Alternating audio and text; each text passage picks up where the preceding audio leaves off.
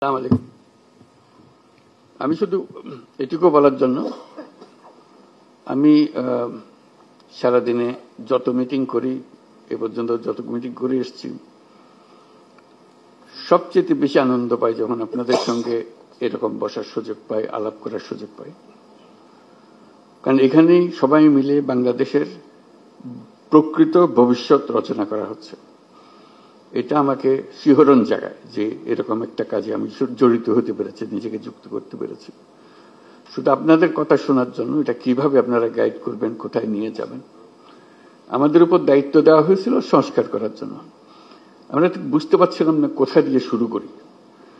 তো প্রথমে আলাপের মধ্যে নানা প্রসঙ্গে ঠিক হলো যে আমরা কিছু কমিশন করে দিই, যেগুলো দ্বারা প্রকৃতপক্ষে ভেতরে গিয়ে জিনিসটা তৈরি করবে।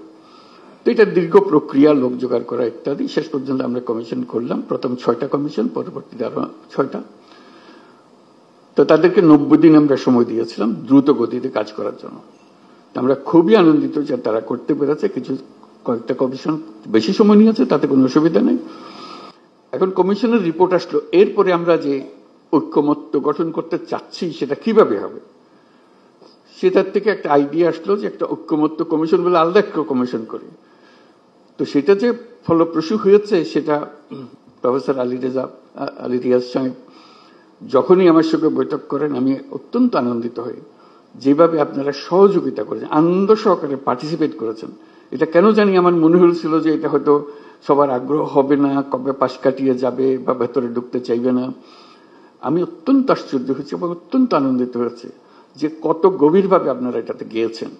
এবং শুধু ওনাদের সঙ্গে, কমিশনের সঙ্গে আলাপ করে না, নিজেদের ভেতরে আলাপ করেছেন এবং আন্তরিকভাবে বুঝে আমাদেরকে বলার চেষ্টা করেছেন, আপনাদের সঙ্গে বিতর্ক করেছেন কমিশনের সঙ্গে।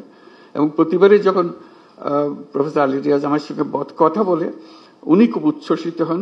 এটা আমাকে অত্যন্ত হৃদয়ে টাচ করে আমাকে, যে এরকম আগ্রহ নিয়ে সবাই যদি আমরা বসি, নিশ্চয়ই একটা ভালো কিছু এর মধ্যে থেকে আসবে। তো আজকে প্রথম পর্ব শেষ হলো, তো সেটা মহা আনন্দের দিন যেটা আমরা করেছি। দ্বিতীয় পর্বে, প্রথম পর্বে আমরা কি করলাম, এটা যত কিছু ইস্যুজ আছে, যত কিছু রিকমেন্ডেশন, সুপারিশ আছে, তার মধ্যে কিভাবে আমরা একমত হলাম, কারা কোনটাতে একমত হলো, সব মিলিয়ে শেষ পর্যন্ত আমরা জুলাই সনদ করব। এইটাই হলো আমাদের লক্ষ্য, যেখানে আমরা সবার ঐক্যমত্যগুলো তুলে ধরব। দ্বিতীয় পর্বে কি হবে, আমি আলী রিয়াজ সাহেবের সঙ্গে আলাপ করছিলাম। দ্বিতীয় পর্ব হলো অনেকগুলো বিষয় আছে, কাছাকাছি এসে গেছি, আরেকটু হলে আমাদের তালিকাতে আরেকটা সুপারিশ যুক্ত হয় ওই ঐক্যমত্যের সুপারিশে।